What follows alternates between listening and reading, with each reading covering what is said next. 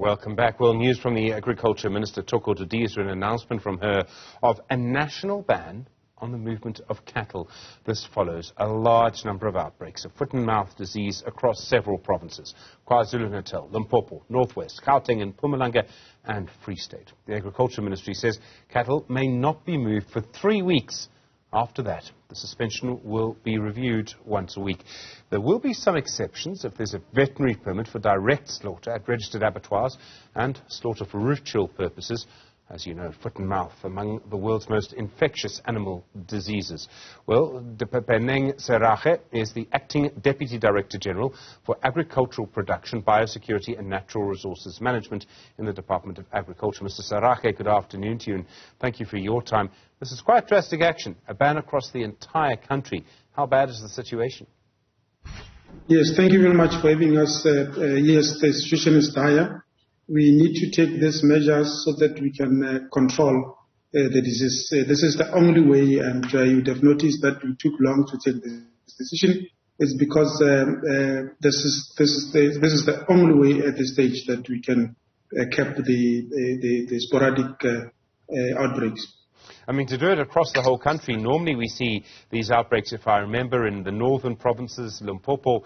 But this time, it seems, I mean, it's spread to KwaZulu-Natal, a very long way away from Limpopo.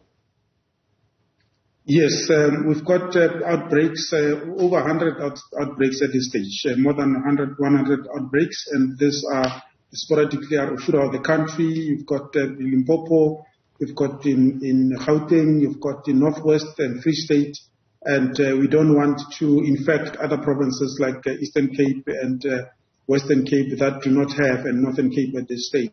So these measures are aimed at ensuring that we do not lose control of the situation. And one is that we need to also be able to allow an incubation period, and so that we can know which animals test positive and those that are negative. Then there's that separation between the two types of animals. So we don't want to just let it happen as it's happening. As you've correctly stated in your intro, we are allowing, there are exceptions, direct slaughter, those that are going to the abattoirs so that we don't have a meat shortage in the country. Those that are coming from other countries, import from other neighboring countries, direct to those that are already on the way as we speak, and those that are going direct for slaughter as well. Cultural purposes, weddings and funerals, those we have to be realistic. So those we are allowing, and under the supervision of the veterinary services that we have at the different districts of all provinces. In the past, I know people have been arrested for actually breaking these regulations when they've been imposed in much smaller areas, primarily in Limpopo. From time to time, someone will be arrested. Often they're selling cattle, to their brother or a family member. They walk across a particular boundary, they get arrested. It happens, almost once a month in some cases. This is a ban across the entire country, Mr. Serage. You know better than I do, it's going to be very difficult to enforce this. Yes, it will be not difficult. It will not be impossible, but it will require a lot from our resources. Hence, we are talking now with the SAPs and the SNDF to ensure that we're controlling this and ensure that it's enforced. Like I said, this is the only measure. We've been observing the disease, the trend. We've been trying by all means to contain it using other means of control, but at this stage, this is the only one, the only measure that we can use, and unfortunately, this is what it has got down to. But I must assure the public out there that we will be monitoring the situation.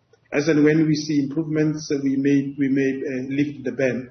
But like coming to your question about enforcement, members of the public must know that moving animals when there's a standstill, it would just be a criminal offense, and we're going to make sure that we enforce it using the assistance of the South African Police Services, the assistance of the SNDF and community members themselves, because it is in their interest. It's not when they move livestock around, they're not doing when they stop moving livestock around, they're not doing government a favor, the farmers, they're doing themselves a favor, because we are controlling the disease so that it does not get to themselves.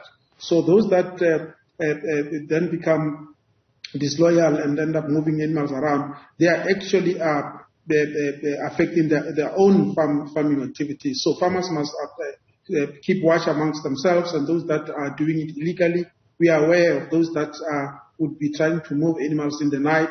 We've got cameras in certain provinces that we are stationed on the major roads, so we will be monitoring this, and we appeal to the public to please observe this, work with us, so that we are able to get out of this ban as quickly as possible.